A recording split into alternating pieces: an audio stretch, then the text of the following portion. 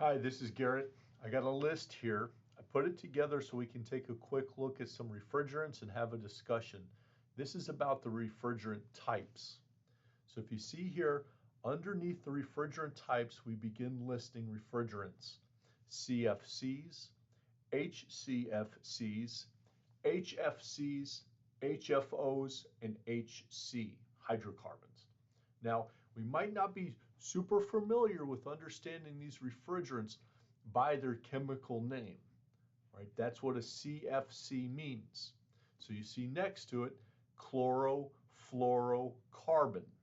Okay, so you can make out the C, the F, and the C.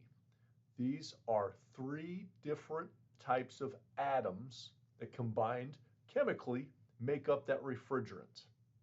Okay, the example might be something we're more familiar with, R12.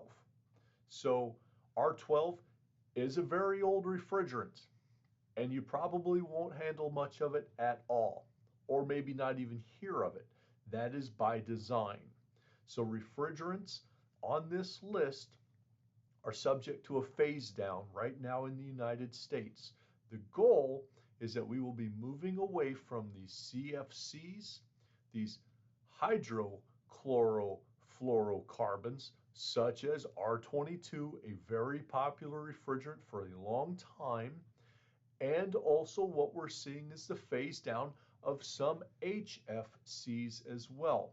We are currently in a reduction, meaning that the US government has ordered production to slowly be phased down, with the goal in the year 2036 to be looking at a near total phase out. We won't get there. This will be a very slow and long process, and what we'll see is at about every 10 years or so, the next one up on the list starts to get phased down.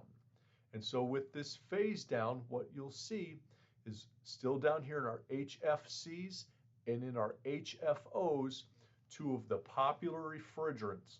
We're considering R32 and R454B as the popular, very suitable replacements. Right now, you'll see them in residential equipment. These are what we're springboarding to. We have left R12 because of the ozone depleting potential. We left R22 because in addition to ozone, we started to determine that global warming was a factor. So we left it to our 410A. This is the very common refrigerant that we have now, but we're starting to look at R32 and R454B as the best replacements. Now, what would beat them all are these HCs, these hydrocarbons, okay? So these are, in addition to being refrigerants, we also use these as fuels. So just so you know, you see this R290, well, that is propane. There's an organization called ASHRAE. ASHRAE is who will look at chemicals or gases and they'll say, yeah, it is suitable. We will use this as a refrigerant and it gets an R number.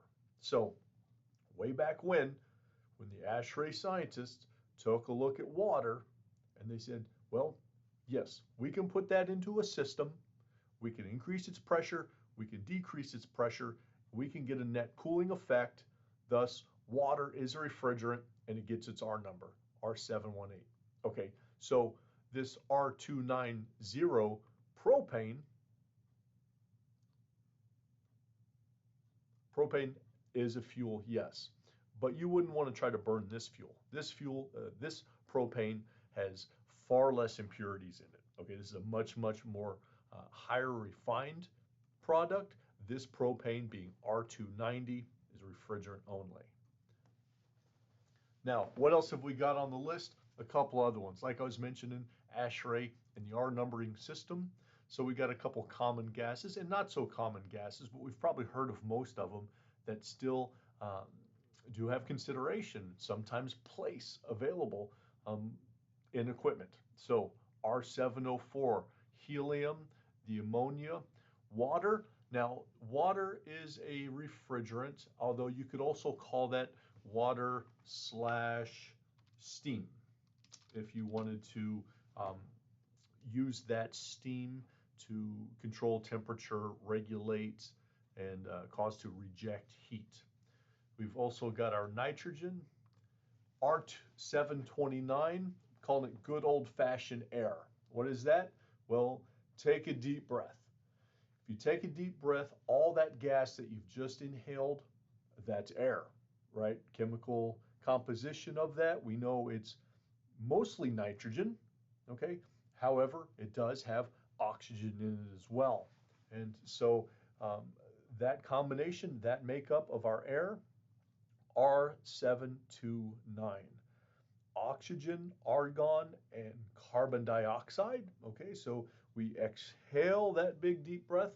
Most of what we are exhaling, our body has changed that R729 into a R744, right? Because we exhale carbon dioxide. And fun fact, R784 is krypton.